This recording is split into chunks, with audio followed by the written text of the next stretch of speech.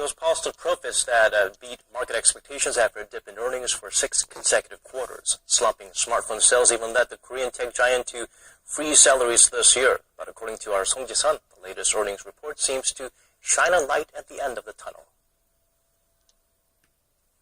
Samsung Electronics' first quarter figures show the Korean tech giant did better in terms of quality than it did in quantity. Samsung generally fared better than expectations despite seasonal factors and slowing demand in the global market. Samsung's sales for the first 3 months of the year stood at $43 billion, down 11% from last year. Profits were also down 30% during the same period, standing at $5.4 billion. While sales fell slightly short of market expectations, profits actually outstripped the market consensus, continued with recovery, gaining 12% from the fourth quarter of last year. The smartphone maker's profitability also bounced back to double figures, settling at over 12.5%. While the guidance figure released on Tuesday does not break down performance by sector, market analysts assume Samsung generated $3 billion in profits from its semiconductor arm and $2 billion from its mobile sector. Actually, Q1 results was quite impressive because the market consensus was 5.4 trillion won, but their OP just because the market consensus was 5.4 trillion won, but their OP was 5.9 trillion won. Because of the Samsung Semi division, even though the it's a slow seasonality in Q1, they could reduce the cost, so they could make the high OP in Q1 this year. With some analysts calling Samsung's first quarter figures an earnings surprise, there are expectations that the second quarter profits could top $7 billion with its latest Galaxy S6 smartphone model set to go on gold lease on Friday. Song Ji-sun, Arirang News. Political front, the National Assembly kicks off its month-long extraordinary session on this Tuesday, and lawmakers are facing an extraordinary slate of issues, from reforming debt-ridden pension plans for public servants to redistricting election constituencies to passing piled-up bills. For example, a bill that would make surveillance cameras at childcare services mandatory. However, rival parties are expected to clash over a number of issues, such as implementing ordinances for the special law on the Seoul-Ho ferry disaster, this against the backdrop of the accident's one-year anniversary next week. The Assembly will also proceed with interpellation sessions for 4 days next week. South Korean business executives with factories at the Inter-Korean Kaesong Industrial Complex are currently meeting there in an attempt to make some progress on the standoff over wages. In February, Pyongyang declared a unilateral wage hike for North Korean workers at the complex. South Korea refused to give in to the demand, but the North has ignored repeated calls for bilateral consultations. We have our Kim Hyun-bin standing by at the Inter-Korean Transit Office in Paju. Hyun-bin, what's the latest? Hi there, Mark. Several South Korean executives from the Kaesong Industrial District Management Committee went into the complex in North Korea less than 3 hours ago. Now they're holding an emergency meeting with members of the Kaesong Operating Committee. Now here's what a committee representative had to say. This wage hike is neither a big issue nor an unreasonable request. The problem lies with inter-Korean relations. They're at their worst with no government-level dialogue. But the wage hike is a global issue every year, so it is not considered a huge problem. So, Hyun-bin, it sounds like the big problem is the lack of dialogue, not the wage hike itself. How is Pyongyang expected to respond to this meeting? Yeah, that's right. As of now, there's no telling what Pyongyang's response will be, or if they will even respond. Now, so far, the North has ignored the South's call for government-level dialogue, or any discussions for that matter. Now, we do have to keep in mind that the April 10th payday for North Korean workers is just a few days away, so the pressure is mounting. Now, that's all I have for now. I'll bring more updates as the day unfolds. Starkest warnings yet. A top US military official says North Korea now has the capability to launch a nuclear-tipped missile at the continental United States. Spending at local discount stores drops in March, but it's a different story at the upper end of the market, with wealthier Koreans splashing out on luxury goods. Plus, a local think tank is urging the Korean government to do more to support the nation's elderly, saying the issues are only going to get worse in the years to come. These stories are more coming right up.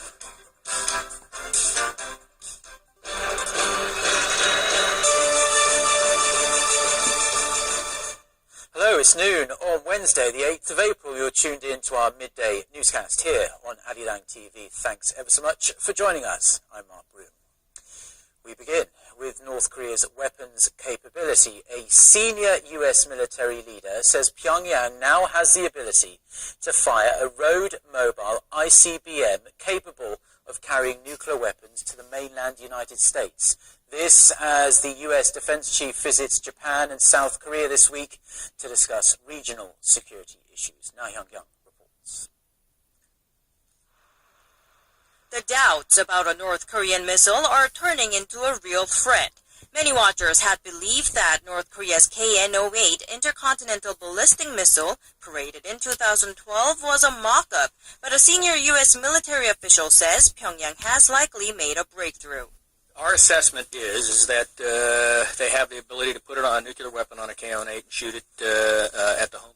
While refusing to explain the evidence, Admiral Courtney said the missile is operational today, but added that the regime has not yet tested the weapon. The KN-08 could have a range of up to 9,000 kilometers, according to North Korea. While refusing to explain the evidence, Admiral Courtney said the missile is operational today, but added that the regime has not yet tested the weapon. The KN-08 could have a range of up to 9,000 kilometers, according to North Korea monitoring website 38 North, which means it could reach the U.S. mainland. The U.S. is known to have about 30 ground-based interceptors on its west coast, but the fact that the KN-08 is a road-mobile weapon is going to make it difficult for Washington to carry out a preemptive strike on the missile.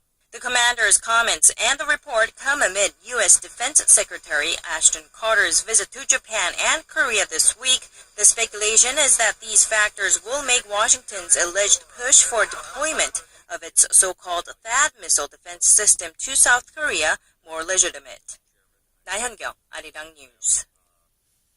Now, another senior U.S. official says Washington is not holding any official talks with South Korea regarding a U.S. missile defense system known as Terminal High Altitude Area Defense, or THAAD for short. However, he did stress that THAAD is critical in defending the South against North Korea's ballistic missile threats. Son Jong-in reports. Frank Rose, U.S. Deputy Assistant Secretary of State for Arms Control, Verification and Compliance, has reiterated that no decision or official negotiations have been held with South Korea regarding the possible deployment of a THAAD battery to its soil. But Rose added that if they were to move in that direction, THAAD would be a critical capability in dealing with the threats posed by North Korea. Rose also stressed that the battery does not have any capability against China's strategic deterrent, rejecting the notion that such a deployment would pose a threat to China and Russia's security interests. Elaine Bunn, U.S. Deputy Assistant Secretary of Defense for Nuclear and Missile Defense Policy, shared a similar stance on the issue, saying it's premature for China to worry since Seoul and Washington are not currently holding any formal discussions on the matter. However, she added that even when consultations do take place, it will be for the U.S. and South Korea to decide what course to take. Son Jong-in, Arirang News. The floor leader of Korea's ruling Saenuri Party has urged the government to salvage the Seoul-Ho ferry and keep its promise to find every missing body.